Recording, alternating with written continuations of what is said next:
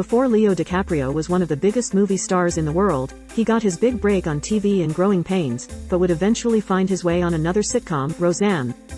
DiCaprio was an extra in one episode, yes, Leo DiCaprio an extra. The Wiz was a 1978 movie directed by Dog Day Afternoon director Sidney Lumet that was a remake of The Wizard of Oz with an all-Afro-American cast. One of the cast members was the king of pop himself, Michael Jackson, who played the Scarecrow. One of the brightest and best actresses in the world had to start somewhere, and it was in the third and forgettable installment of Home Alone 3. Scarlett Johansson was the older sister of Alex, the kid brought in to replace Macaulay Culkin. In one of the best war movies ever made, the Cheers star had a brief appearance as Fred Hamill, the captain of the 101st Pathfinders Unit. An uncharacteristic but refreshing role we are not used to seeing Danson play.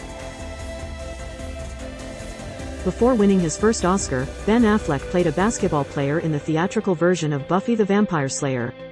It was a minor part, but hey, we all start somewhere. Long before he was a legendary screen actor, Morgan Freeman was a cool and hip cat on the PBS children's television show, The Electric Company. Just look at that hair, the essence of cool. Yes, Christian Bale lent his voice in the Disney animated feature Pocahontas. The future Batman star voiced the role of Thomas. The future Matrix and King of New York actor starred in the Vietnam War epic, and in order to be in the movie lied about his age. Fishburne was actually 14 years old when playing his part. Ryan Gosling was in the 2001 sports film Remember the Titans. In it he played a defensive back that embraces the arrival of his African-American teammates.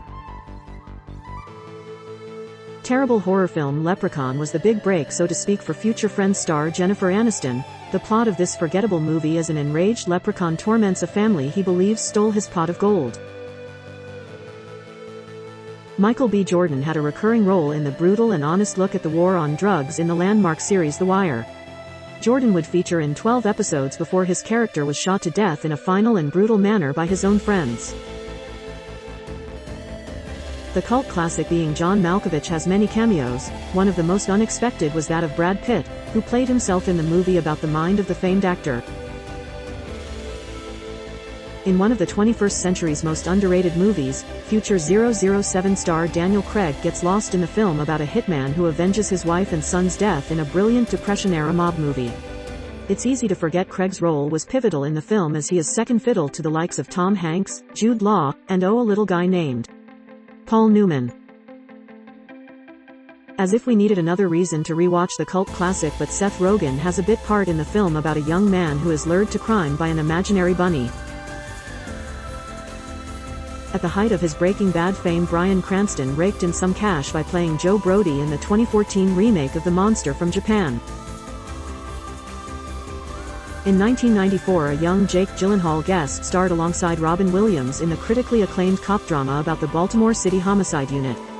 Gyllenhaal plays the son of a family who are victims of seeing their mother shot in a robbery while on vacation. The episode is a masterpiece.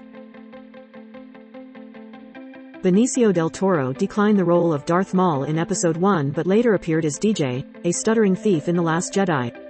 Despite being a significant character, he did not return in The Rise of Skywalker and was not mentioned again, despite his betrayal of the Resistance.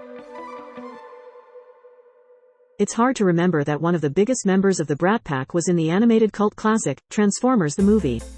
If you can look past the fact that in the first 30 minutes all your favorite Transformers are unmercifully killed off, Starscream reduced to dust, Judd Nelson actually plays the hero in the movie, voicing Hot Rod.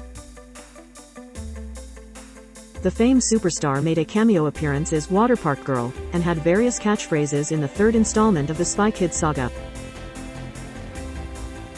Kevin Hart makes a cameo appearance as a sound guy filming the documentary of Philip Seymour Hoffman's character. Hart is also in The 40-Year-Old Virgin and plays an angry store customer. Mila Kunis played the younger Gia as Angelina Jolie would carry the film about the troubled model. It was one of Kunis' first roles. The legendary Marlon Brando actually was in a music video in 2001, and who did he collab with? None other than Michael Jackson. It was a bit role in the video, but just seeing the great actor in the music video, which also featured Chris Tucker, is very special.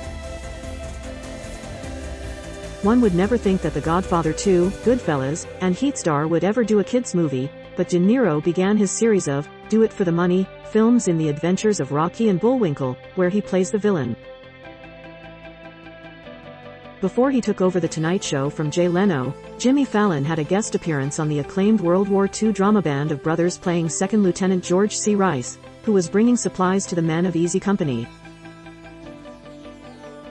No, not That Italian Stallion, a semi-adult movie that starred broke actor Sylvester Stallone in 1970.